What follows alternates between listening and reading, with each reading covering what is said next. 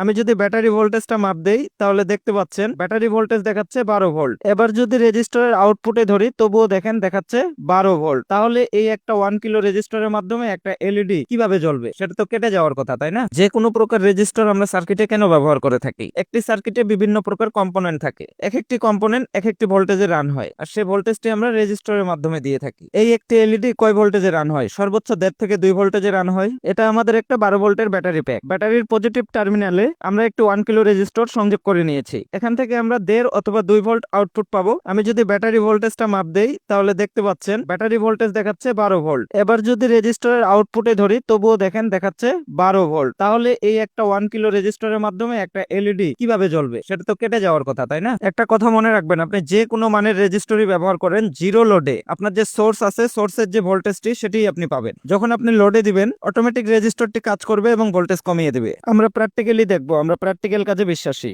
এখানে দেখতে পাচ্ছেন আমরা একটি এলইডি লাইট জ্বালিয়ে নিয়েছি। আমরা রেজিস্টরের আউটপুটে ভোল্টেজ পাচ্ছি কত? 12.14।